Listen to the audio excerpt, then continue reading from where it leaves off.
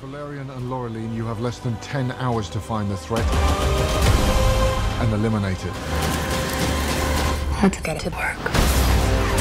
Hey, what's going on, movie fans all over the galaxy? You already know who it is. It's your favorite internet sweaty, your boy Mikey Savage 21, and today I'm going to be bringing you another movie review. And today we're going to be looking at the 2017 science fiction adventure French film Valerian and the City of a Thousand Planets, which is written and directed by Luc Besson, who you might know him as the director who also did the action film with Scarlett Johansson of Lucy.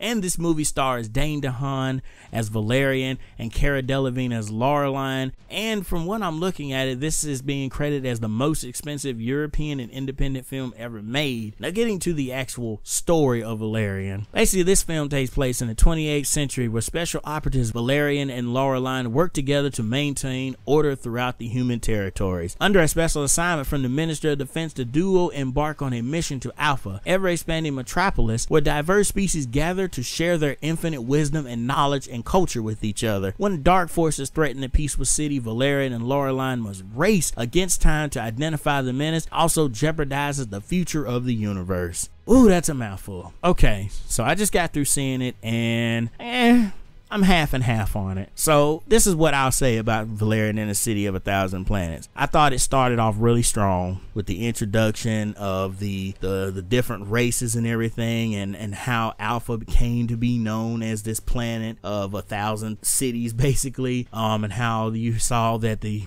government was making deals and talking with all these different alien races and ever expanding its knowledge. I thought that was kind of cool, and it was a really good introduction. I also like the introduction of Valerian and Laureline as the special agents of the human police forces basically. I like their chemistry together towards the beginning and a little bit towards the middle of the film. When it got to the climax, I thought it ultimately fell off, but I enjoyed Dane DeHaan in this performance. I've enjoyed Dane DeHaan basically in everything that he's been in, except for The Amazing Spider-Man 2, where they just kind of ruined his character. And I've liked Cara Delevingne. I haven't seen her in too much. I did like her in Paper Towns. I did not like her in Suicide Squad at all. And I liked her in this one at the beginning of the film. And there and again, the characters don't do anything to really piss you off or make you hate them or anything. It's just that I felt like Luc Besson maybe kind of dropped the ball with this. And I'll get into that later on when I talk about the negatives. But focusing on the positives. One of the positives that, if you couldn't tell already, Valerian and the City of a Thousand Planets was absolutely gorgeous and fantastic to look at. And if you get a chance, check it out in 3D. Now, nothing's going to be popping off at you at the screen or anything, but visually the movie looked beautiful. Like, you can tell in the attention to detail that Luc Besson did with the overall visual of how the city looks and how the different alien races look, and even the aspect and the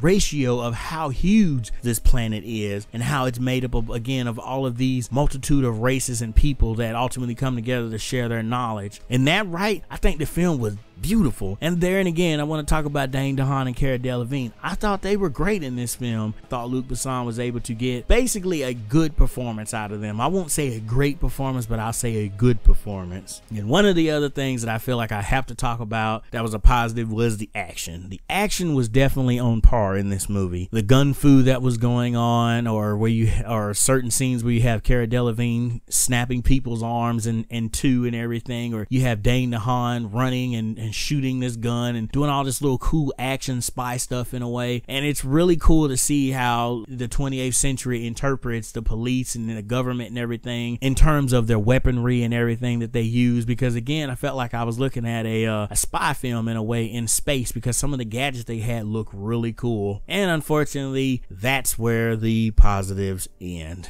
Alright, so let's get to the ever dreaded negatives.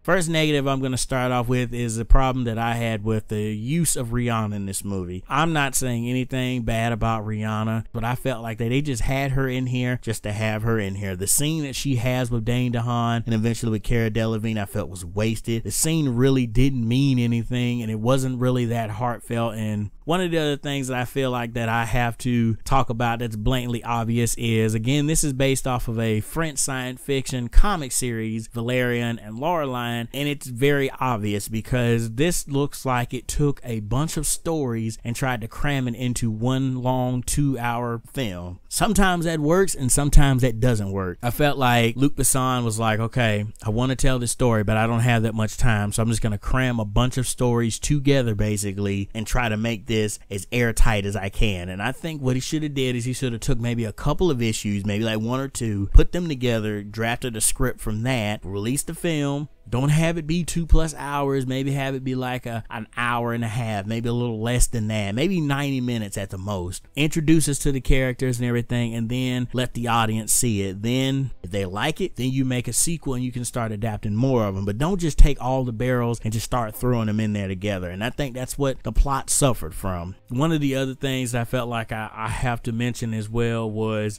the mission that they go on. The mission starts out one way and then apparently it takes this twist and turns and goes this way and goes this way. I felt like we kept branching off onto these side quests that really didn't further the plot along. They just felt like they were just there just to get us to the next scene in certain parts.